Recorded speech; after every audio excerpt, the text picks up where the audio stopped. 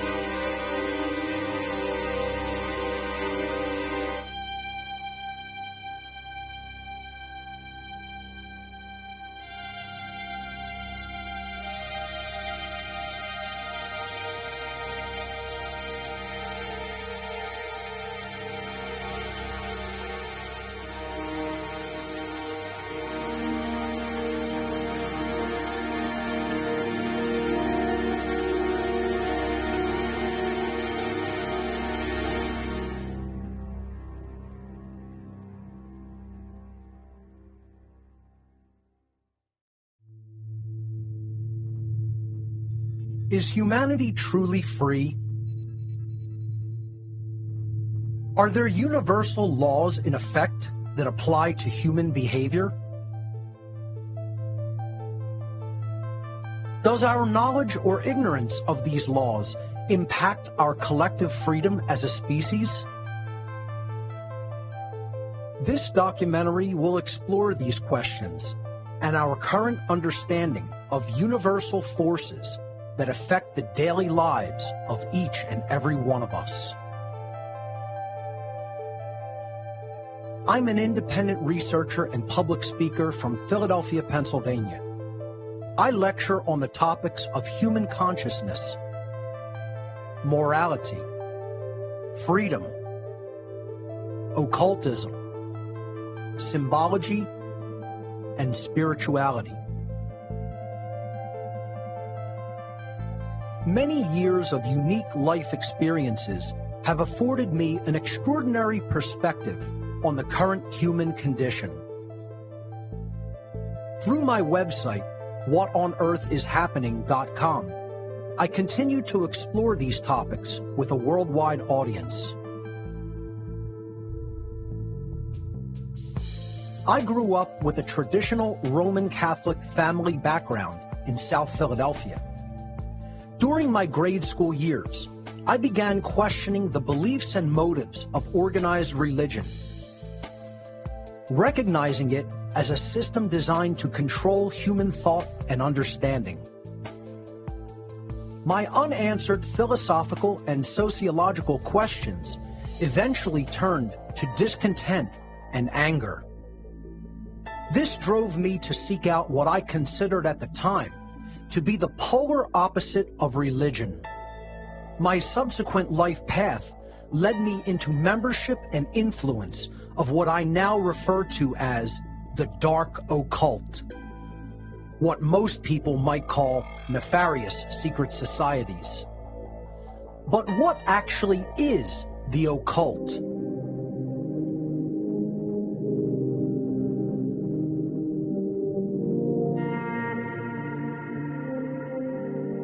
The occult.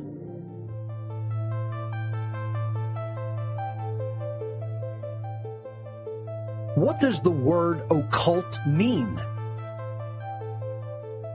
Occult? It means maybe supernatural or, yeah. Occult. Mystic, unknown, kind of stigmatized.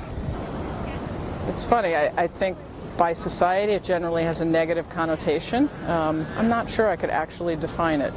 I think it's like palmistry, voodoo, like spirits, things like that. Ouija boards, maybe.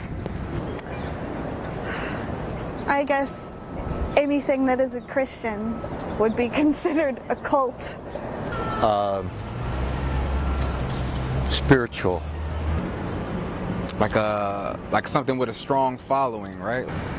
I don't know, honestly. I don't know. I have no idea. The word occult simply means hidden. The occult refers to hidden knowledge, knowledge that is not commonly known by the vast majority of human beings. Occultism is a body of knowledge which encompasses the study of hidden laws of nature.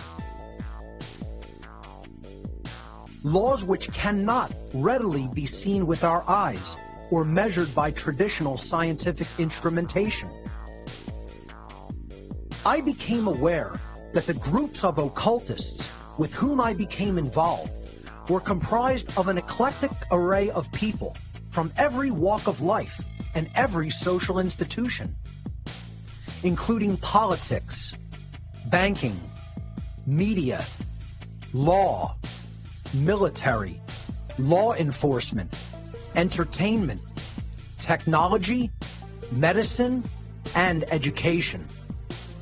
Among their ranks were many people of great influence and power, all working together toward one common goal: to increase their own collective power at the expense of everyone else's rights and freedom.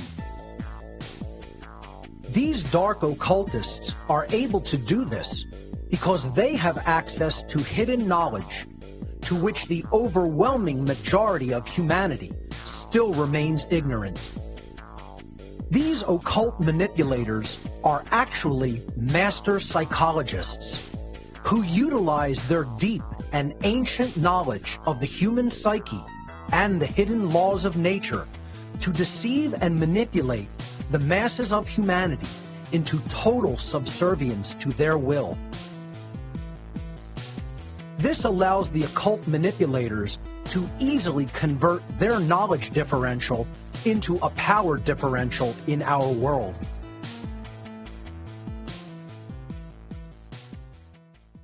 After a profound crisis in conscience, I eventually made the free will decision to cease my involvement in the world of dark occultism.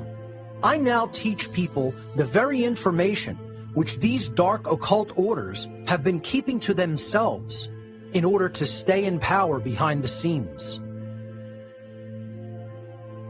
The ultimate hidden knowledge which they have been holding back from humanity's awareness is called natural law, and it is the secret of all so-called secret societies throughout human history.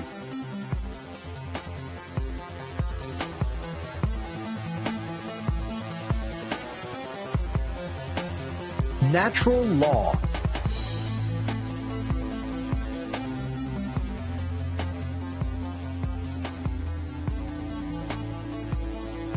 What is natural law? Natural law, I guess you could say just what, almost like first instinct kind of, you know what I mean? Like what would come simply just by the way that we are. I'm not really sure. I'm actually a lawyer by training and education, so I'm probably the worst person to ask. Law applies to the whole country. I think it means like how law is interpreted by people on like a day-to-day basis. Natural law, everyone is nice. Everyone was born nice and kind, but they are corrupted by society. The term natural law, I mean, if you break it down in, I guess in regular terms, it'll mean, damn, actually now that I'm thinking about it, I don't know what natural law means.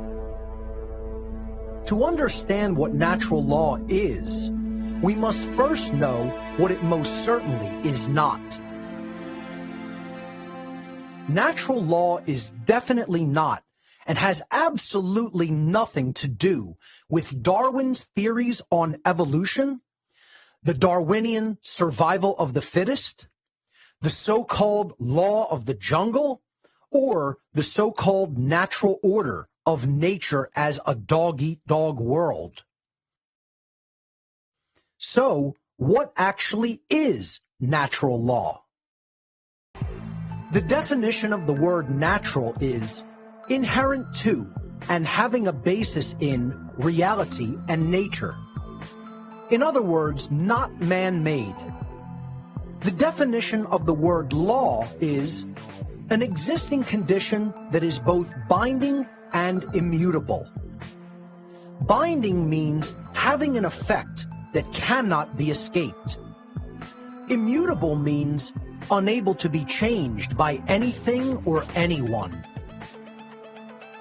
Natural law, therefore, is a set of universal, non-man-made, binding and unchangeable conditions which govern the behavioral consequence of beings with the capacity for holistic intelligence. Natural law governs the aggregate or collective, free will behavioral choices of entire populations by manifesting the consequences of the behaviors that we choose. The consequences which we receive are always dependent upon whether our chosen behaviors are either moral or immoral, or in other words, right or wrong.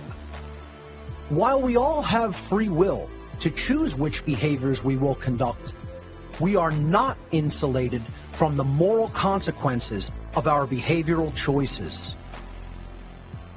Natural law is a body of laws that operate within the unseen or non-physical realm, so they may be considered to be occulted or hidden laws of nature. These laws are built into the fabric of reality, just like gravity and electromagnetism. However, since these governing dynamics operate in the non-physical realm, human beings must incorporate a much wider worldview in order to recognize and accept the existence and operation of these laws. The understanding of natural law is absolutely not a belief system or a religion. The workings of natural law can be discovered and understood through its observable, measurable, and repeatable effects in our world.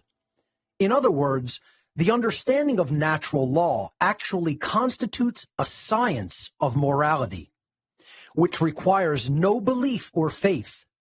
Belief or disbelief in these laws is completely irrelevant, as they exist as surely as any physical law, such as gravity, which we take for granted in daily life.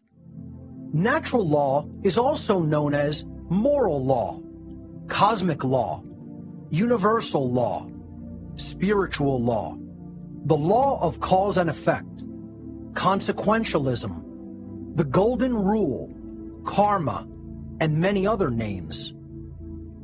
Why is understanding natural law so important? The understanding of natural law is critically important to human beings who seek to live in freedom and peace together. Since natural law delivers the consequences of an entire society's behavioral choices based on whether their behavior is moral or not, it is of fundamental importance for human beings to know with certainty what the difference between right behavior and wrong behavior actually is.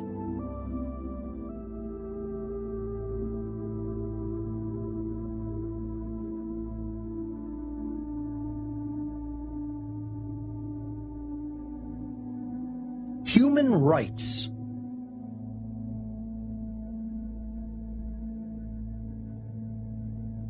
Do human beings have inherent rights? Yes. Yes. Yes. Yes. Of course. Yeah, they do. Yes. Yes. Oh, absolutely. Absolutely. Yeah, I think every human has a right. Human beings always should have rights, no matter where you're from, no matter your religion, your sex, no matter whatever. They should always have rights. What is the definition of a human right?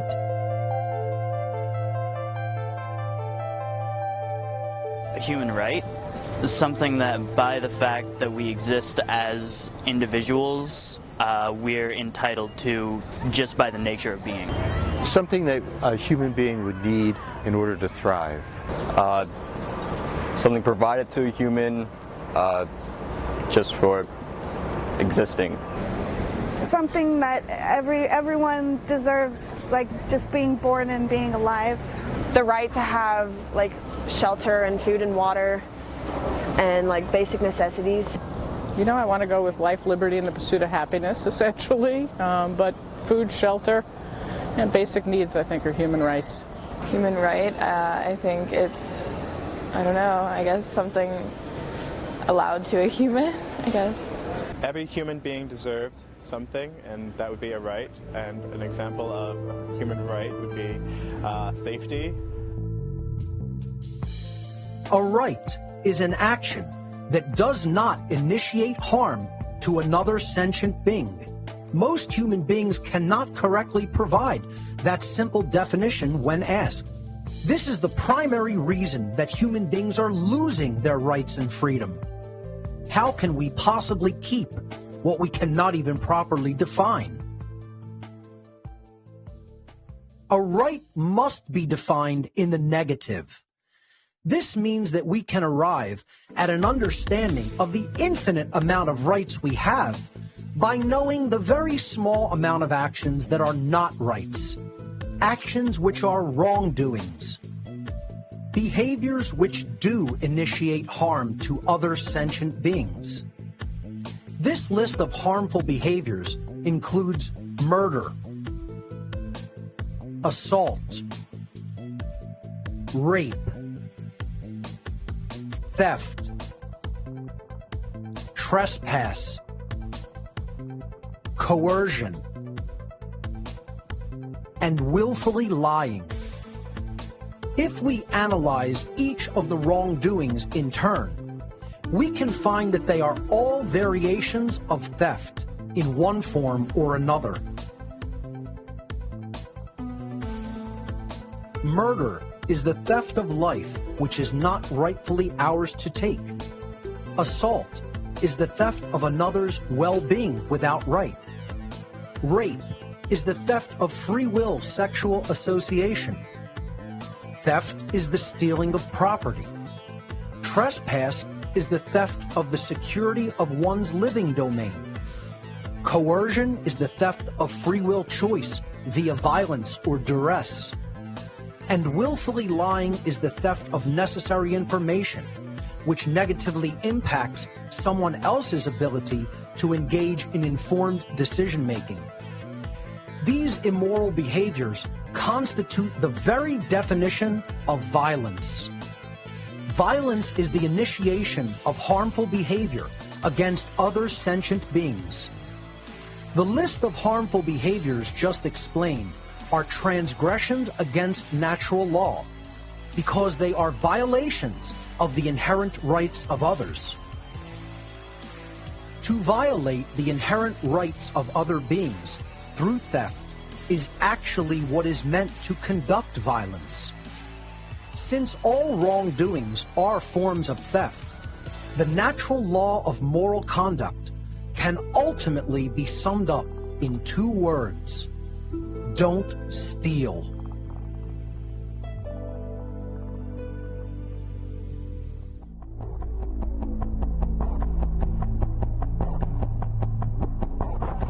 The non-aggression principle and the self-defense principle. The non-aggression principle is one of the main principles of natural law. This principle means that it is morally wrong to initiate aggression or violence upon other sentient beings. This brings us to another important principle of natural law, the self-defense principle. Individuals always reserve the natural right to use physical force to defend themselves against acts of violence conducted upon them. Self-defense is not and should never be considered to be violence. Self-defense against violence is an inherent right of all sentient beings. Do human beings have the right to defend themselves against aggression? Yes. Yes. Yes. Yes. Yeah. Yes. Yes. Yes. Yeah. If the aggression is physical, I would say yes. If physical force is acted on them first.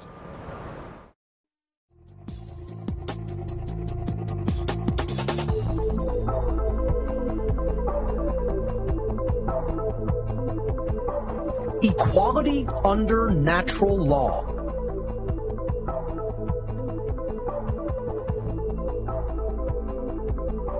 Does everyone have the same rights?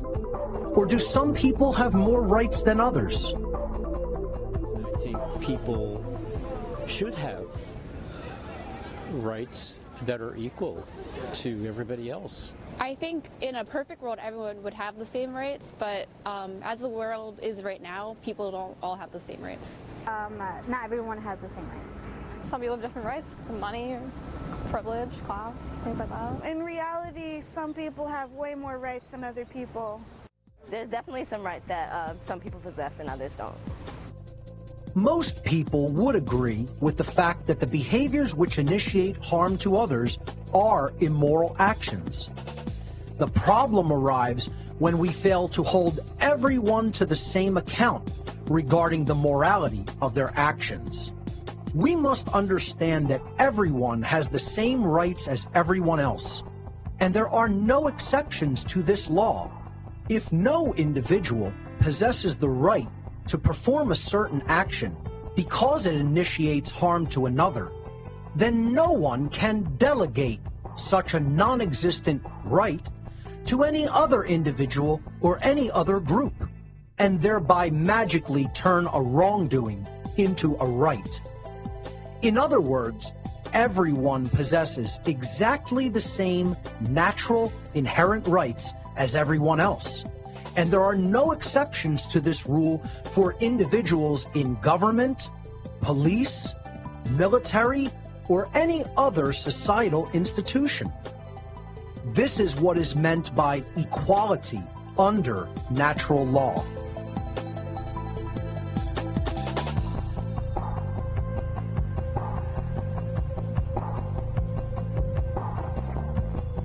Legality does not equate to morality.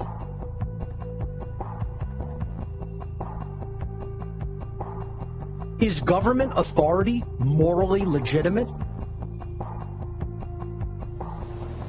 I mean, I think we need laws and regulations, but I'm not sure our laws and regulations are always moral. Not always. Yeah, I believe it is. To some extent. It depends on whether the authority was, at least in our democratic tradition, whether the authority was based on the consent of the governed.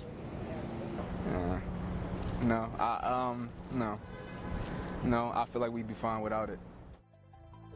If the laws of man happen to align with the natural laws of morality, then they are, by definition, redundant and therefore unnecessary. If man's law is in opposition with natural law, and therefore false and immoral, it can never be legitimately morally binding upon anyone. Because something is either legal or illegal does not make it moral or immoral. Recognizing this, we can then arrive at the correct understanding that all so-called human authority is morally illegitimate because it is not voluntary, and it is based upon coercion and violence, which is itself immoral behavior.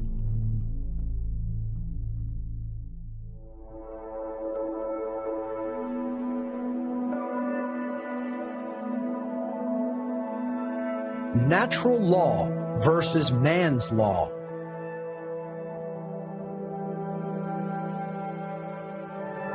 Does government authority exist in nature?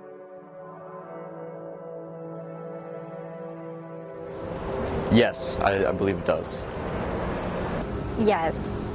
Yes. In some cases more than other cases, but yeah. Absolutely. Yes. Today's society, yes. I feel like you are, whatever your mind convinces itself that it is, or that you are, that's just what it is. Well, yes, there's always a hierarchy. I mean, even in every animal species, there's a hierarchy. Yes. Yes, because we follow orders from our parents from time to time. Yeah, well, they're the authority figure. Yes, because of the punishments that can happen if you go against authority. Yeah, it does. They do, but it's up to you whether you want to care about it or not. It does exist in nature. I mean, if you look at animals and birds, there's a hierarchy and there's some form of government, and I'm okay with that. Governmental authority is an illegitimate, man-made construct that does not exist in nature. The belief system that certain people can somehow possess legitimate authority over others, or that some people have more or less inherent rights than others, is one of the most fundamental causes of unparalleled suffering and death in our world.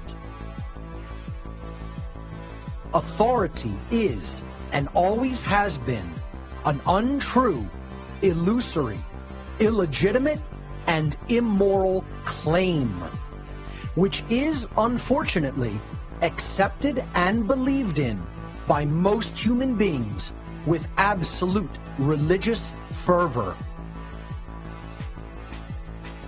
The so-called delegation of authority to politicians, police, and military is inherently morally illegitimate and cannot actually be done in nature, since it is impossible to bestow or delegate a, quote, right to someone else, which no one possesses as an individual.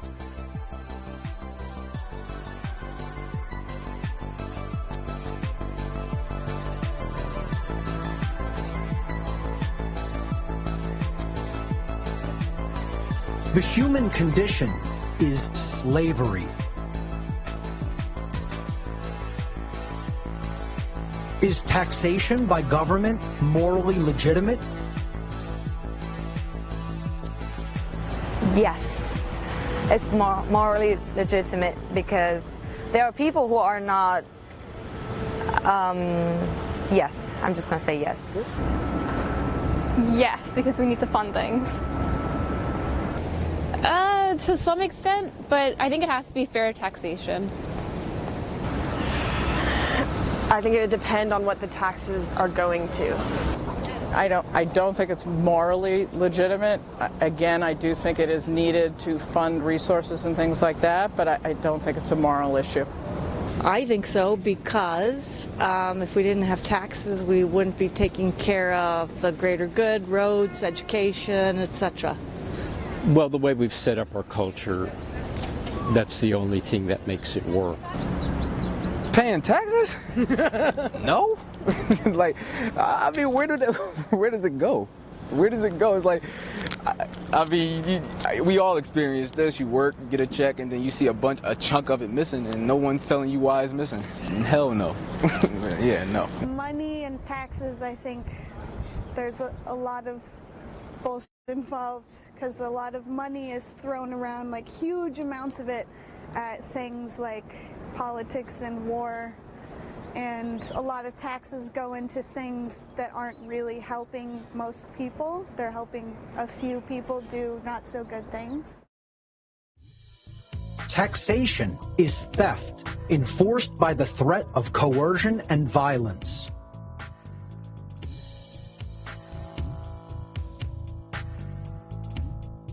Are drug laws morally legitimate and necessary, or do people have the right to put into their body what they choose? If society is charged with the responsibility of funding the health and welfare of everyone in society, then I think there should be laws that prevent people from incurring health risks they would not otherwise occur had they not taken the drugs. If they promise never to leave the house, but that doesn't happen, so yeah, we have to babysit people, unfortunately. In my experience, it's kind of like it is their own choice for what they put in their bodies, but at some point you do want the government to step in because you don't want it to become like an entire crisis where you're losing like an entire portion of your country's population due to that drug. Yeah, so people have the right to put whatever they want to their body, but they also must not let that affect other people around them. Well, I do not agree with all of the laws, and I think that to a limit that everyone has a choice on that, but I don't think that it should be readily available if it's toxic. Depends on the drug and how bad it is for you. I believe they should have the right. I think people have the right to, I mean, it is our body, we're born into it. I think they help. They help, but some of them, I would say, are a little over the top, some of them are a little under. People own their body and have a right to choose what they put into it. Are driver's licenses morally legitimate and necessary, or is travel an inherent right? Driver license is definitely necessary, otherwise there would be way too many accidents. I think unlicensed travel is a right. I think you do need a license because that proves that you're able to drive safely. I think driver's licenses are morally necessary and legitimate. I would want someone who's going to be driving a car to know how to drive a car, so yes, I would say that driver's licenses are pretty necessary. You need a license. Have you seen people driving in Philly? Have you seen people driving? They're texting, they're not paying attention. We got to babysit people, unfortunately. Driving licenses are necessary because I feel like you shouldn't be able to drive after a certain age. I think there could be even more rules with driver's licenses, actually. I think they're too lax. That's another interesting question. I know a few people without licenses who drive, but I don't think it's 100% ethical, or I think there are some drawbacks to that. Mainly the application process. Licensed drivers is morally legitimate. Driver's licenses are a coercive restriction on the natural human right to travel. If a government law prohibits an action that doesn't cause harm to anyone else, are people morally obligated to obey that law? Yes. It brings peace to the society. I think they should still obey it because it's a law. It depends on what the purpose of the law was. It might have a purpose other than harm. It might be for a greater good, or it might be, so that's a definite maybe. No, I don't believe so. No, I don't think so. That would be the law, but I don't think that everyone, I think there are occasions or exceptions to that idea, so no. I think legally they're obligated, but on a personal level, I don't think they are. No, I don't feel like it. You should, because it's like they make it so that you have to, or else you'll be punished for it. But I don't feel like you should have to. I feel like if it's not hurting anyone, why is it a big issue? Why are we focused on it?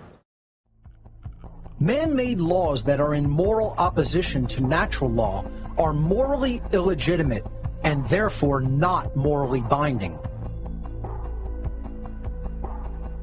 The only legitimate human interactions are those which are voluntary, meaning they are mutually agreed upon by all of the involved participants. Man-made laws including those which decree and enact behaviors such as prohibition, taxation, and licensure, are not voluntary in any way.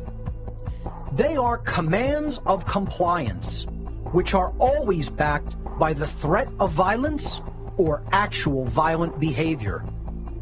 Man-made laws are arbitrary decrees of a ruling class, calling themselves government, who are believed to possess a magical right to rule.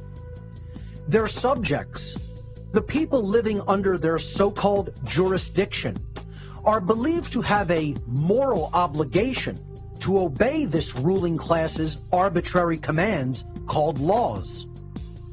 Understanding that such a system is entirely based in behavior that is coercive, violent, and immoral, and conducted to bring human behavior into compliance with the will of a dominating ruling class, we can arrive at the unwavering truth that the term government is simply a euphemism for slavery.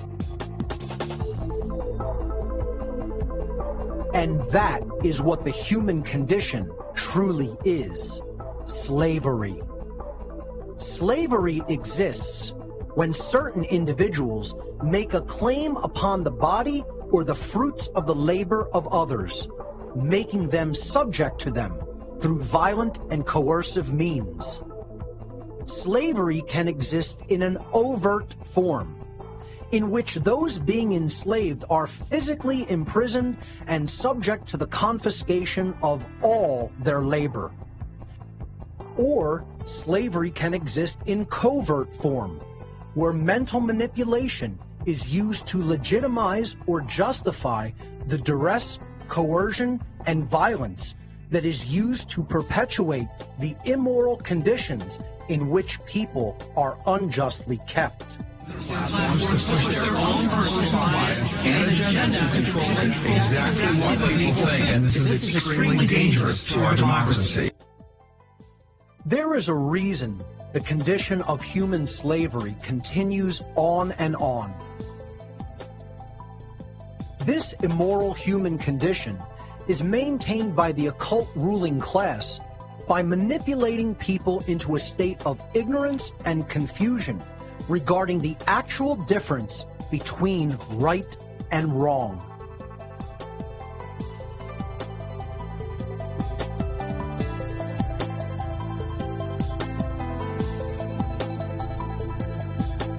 Objective morality.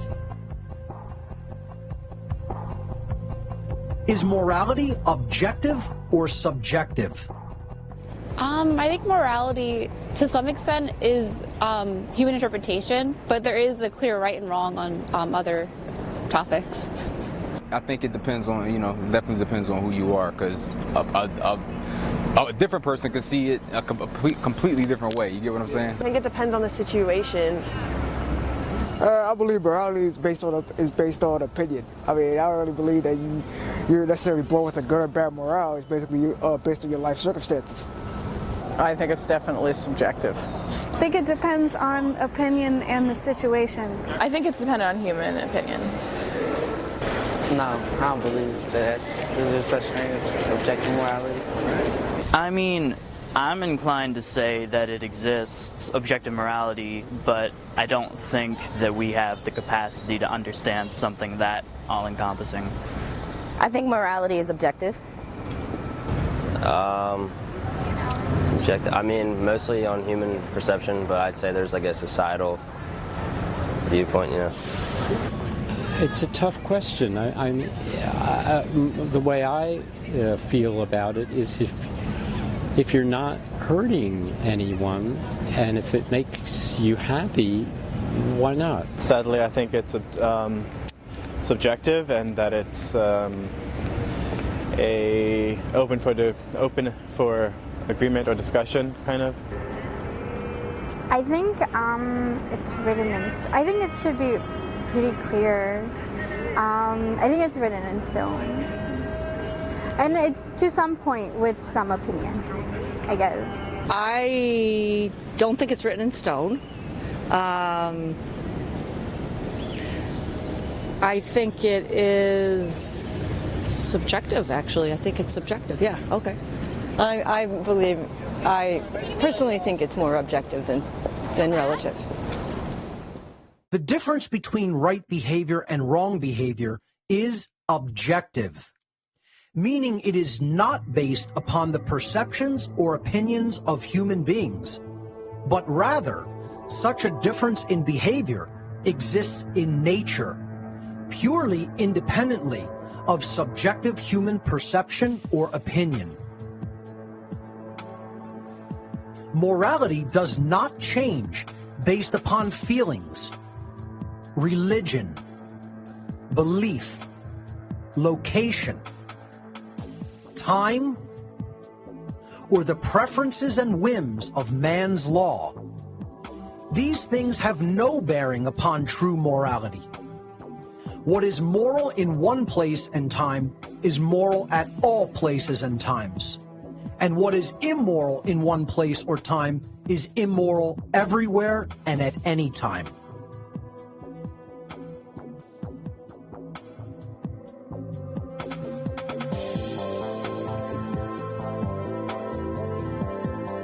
Conscience. The knowledge of this objective difference between right and wrong behavior is called conscience. Conscience is the knowledge of whether any particular behavior in question does or does not initiate harm to another, and therefore whether it is right or wrong. The problem is that most people do not possess this knowledge, or they are extremely confused regarding it.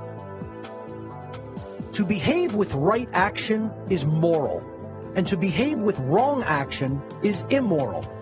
Yet this fundamental understanding is often grossly misunderstood. People do not get to decide what morality is. Morality is based upon whether an action initiates harm or not.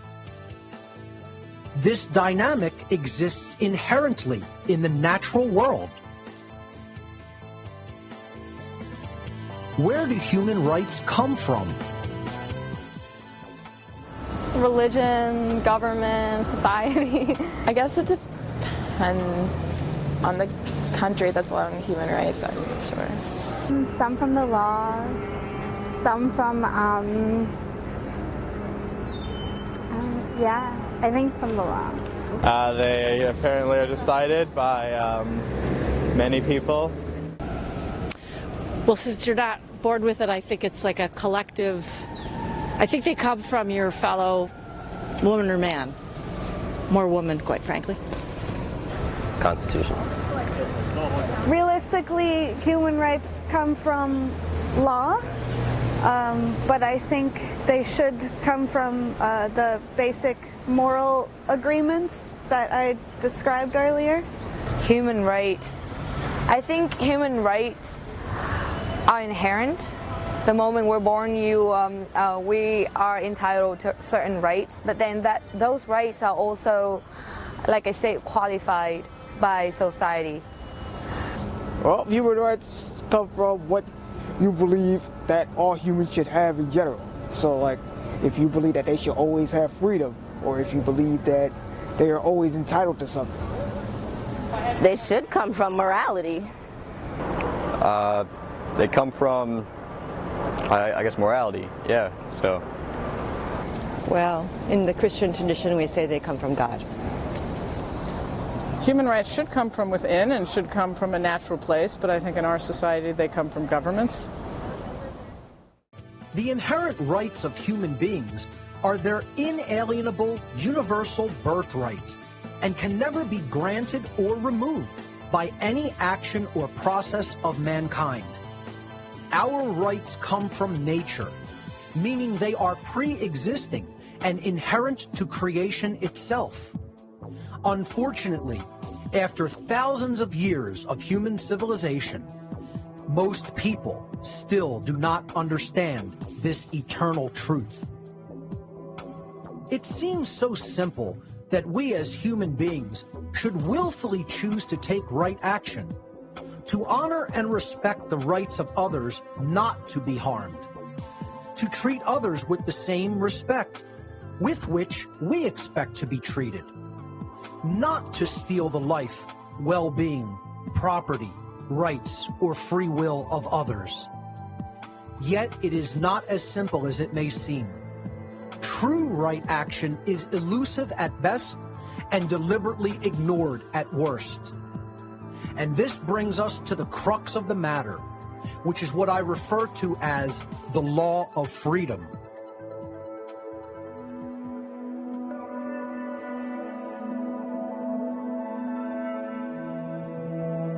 The law of freedom. The law of freedom governs the states of freedom or slavery of entire populations of beings who possess the capacity to comprehend the objective difference between moral behavior and immoral behavior. The natural law of freedom dictates that as a society collectively becomes more moral, they collectively become more free. And as a society collectively becomes more immoral, they collectively lose their freedom and become more enslaved. The freedom or slavery of an entire society is hinged upon whether that society behaves in the aggregate morally or immorally. Since most people still do not truly know the objective difference between right and wrong behavior, they are constantly making judgments that do not align with natural law. As more and more people act in such an ignorant capacity with respect to natural law, this conduct becomes a fundamental source of disorder and chaos in our society as a whole. In other words, the law of freedom could be summarized like this. As the aggregate moral behavior in any given society increases, the aggregate freedom of the members of that society also increases. And as the aggregate moral behavior of any given society declines, the aggregate freedom of the members of that society also declines. Even more simply put, as morality increases, freedom increases. And as morality declines, freedom declines. Therefore, human freedom is entirely dependent upon educated judgments that align with natural law-based morality, the objective knowledge of the difference between right behavior and wrong behavior. Believe it or not, you have just been given the secret of secrets of all secret societies throughout human history.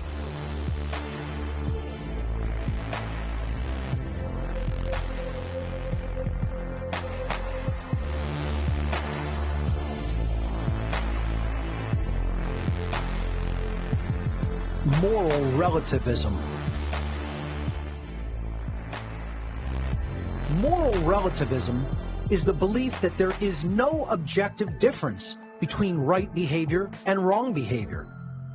Moral relativists believe that morality is relative or subjective, meaning that right and wrong can change with respect to time and location, depending upon human perception and opinion, likes and dislikes, whims and preferences.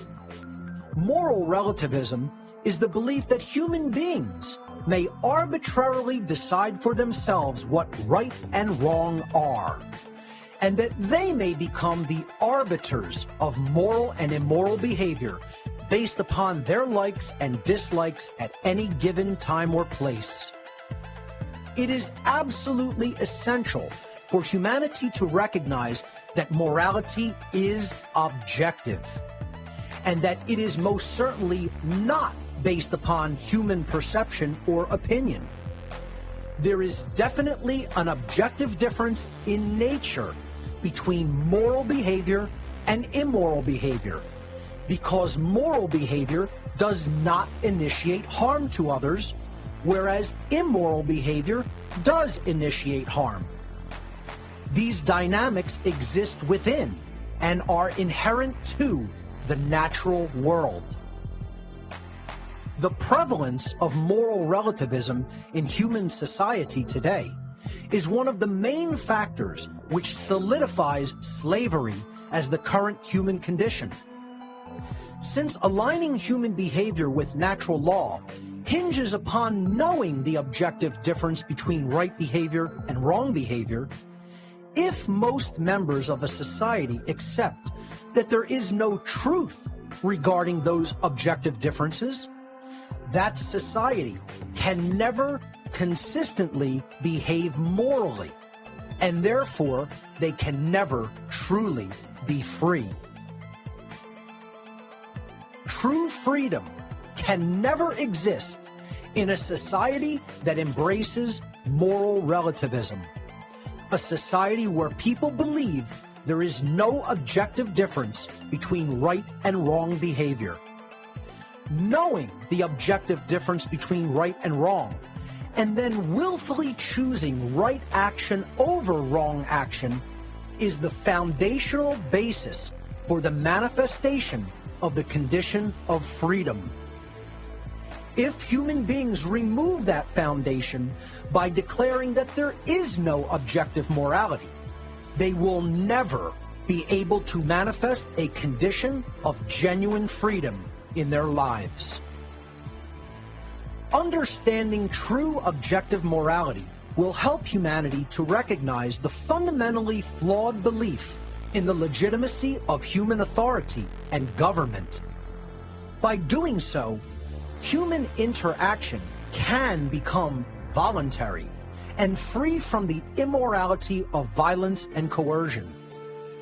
If we want a world based in real freedom, we must understand that truth is independent of our perception, and that objective morality exists, and we can come to know it. If people learn the true difference between right and wrong behavior, humanity can become and remain free. If human beings continue to refuse this knowledge and continue to accept erroneous beliefs such as authority and moral relativism, humanity is going to remain enslaved.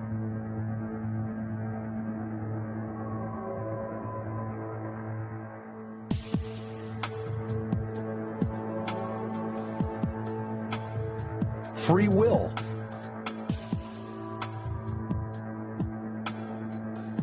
Do human beings have free will?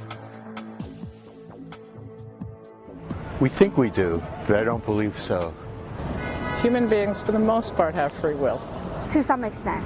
We're not always free to do everything, which I think it should be. I think it should be left like that. I don't believe so, no. Yes, in my opinion, I believe that humans have free will. I mean, I don't believe that you're living your life under somebody's control. Free will. I think we do have free will. We do have free will, but that free will is also suppressed by social norms. No, actually, no. I don't think human beings have free will. Yes. Well, we think we do, but in truth, I don't think we do. Yes. Yes. Yes. Yes and no. Yes, or they should. In some cases. Yes. All human beings have the free will to choose between moral behavior and immoral behavior. We have a choice as a people. We can use our free will to change our behavior and bring it into alignment with natural law by choosing morally right action. Or we can choose to behave immorally by condoning and perpetuating a system based in violence, coercion, and moral relativism. Will we continue down the path of slavery watching our inherent rights stripped from us little by little? Or will we embrace the moral principles of natural law and create a society where each individual's life, rights, and freedom are respected and protected because we recognize our inherent sovereignty and the sovereignty of all other sentient beings?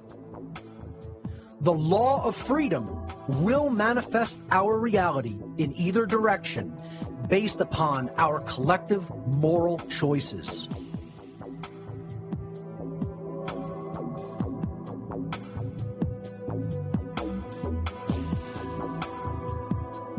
The science of natural law. Our shared human experience on Earth is collectively created and determined by the quality of aggregate human behavior. This demonstrates the effects of the natural laws of behavioral consequence operating within the physical realm. Our free will-based behaviors operate in what is known as the plane of causality, because our behavior is the underlying cause of the physical manifestations which result in the world.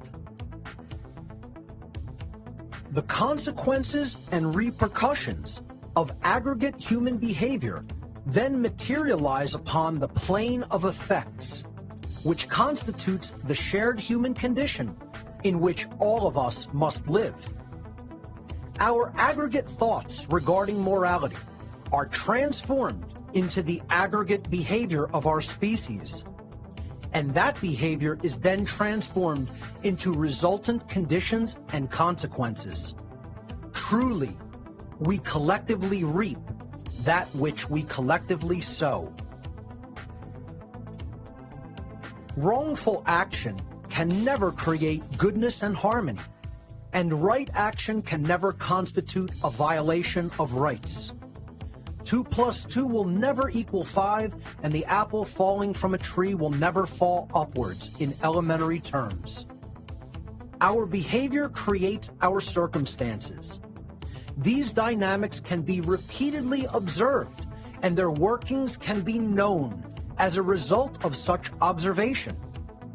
The study of these dynamics in human society constitutes a science of behavioral consequence. All living beings are endowed with self-ownership as an inherent birthright, and therefore possess the natural right to exercise their own free will to live in sovereignty, free from the initiation of harm or coercion by other human beings. These principles of human freedom and rights are the very basis of morality and are governed by the spiritual laws of behavioral consequence. Any and all violations of these principles are wrongdoings, chaotic actions working in direct opposition to the generative, self-ordering dynamics of natural law as designed by creation itself. Though some may attempt to do so, these laws ultimately cannot be worked around, changed, skirted, or bent to suit human whims or desires. To choose to observe the natural rights and sovereignty of other beings is in alignment with spiritual law, and such choice will create the conditions for freedom to manifest upon earth. To choose to conduct wrongdoings in direct violation of these laws will manifest only chaos and suffering. Human behavior is collectively manifested into our physical reality based upon humanity's free will choice whether to act in harmony with natural law, thus creating the conditions of freedom, or to act in opposition to natural law, thus creating the condition of human slavery.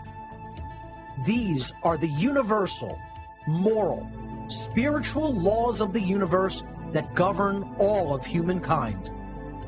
This is the science of natural law.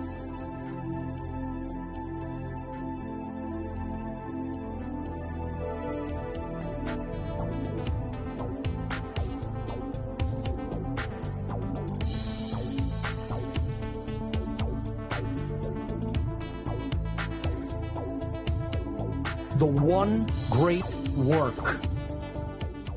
My unwavering dedication to delivering the message of natural law in every conceivable form for the past 13 years has gone virtually unnoticed by humanity as a whole, and society continues its rapid descent into immorality, chaos, and slavery. Far too few understand or take heed of my warnings, and even fewer speak out to teach others. I am seeking peers and allies in the war for our very freedom that is before us. Our one great work is to end the human condition of slavery. This arduous task begins with the self and extends to our friends and family, our communities, and our world. Speaking out is an extreme act of defiance because those who are currently in power seek to keep their power by exploiting the ignorance of mankind. There is so much human ignorance in the world today regarding the issue of morality that the situation can seem hopeless. Becoming aware of the level of ignorance that exists, we must also come to see that the only solution to the human condition of slavery is to spread the understanding of natural law and make it common sense knowledge for everyone. The dark occultists who are currently controlling humanity seek to continue to hide this understanding and to prevent it from becoming everyday common sense knowledge on a worldwide scale. Ultimately, this documentary is a call to action for all those who have gained an understanding of natural law and its principles. A lot more teachers are needed to carry this message of freedom to the masses of humanity. There are not yet enough voices doing this. You yourself need to get involved in the effort of spreading the knowledge of natural law. The solution lies in not just knowing it, but in what you do to spread this knowledge once you have come to understand it. Start a podcast, publish a blog, make a video, publish a newsletter, make music and art, contribute resources. Do anything and everything you can to make natural law common sense knowledge to people all over the world. Only with a united effort will we have a fighting chance. We need more boots on the ground in this spiritual war for human freedom. Once you have expanded your worldview to encompass an understanding of the science of natural law, it becomes your personal responsibility to help others to learn these inherent governing dynamics of creation. Our very freedom itself depends on it. This has been an introduction to the philosophy and science of natural law. For further study, please watch my full video seminar entitled Natural Law, the Real Law of Attraction and How to Apply It in Your Life. For more information on my work, please visit my website, whatonearthishappening.com. I recommend studying my podcasts in order, starting from number 1 at your own pace, and watching my video presentations and seminars. Thank you so much for your time and attention.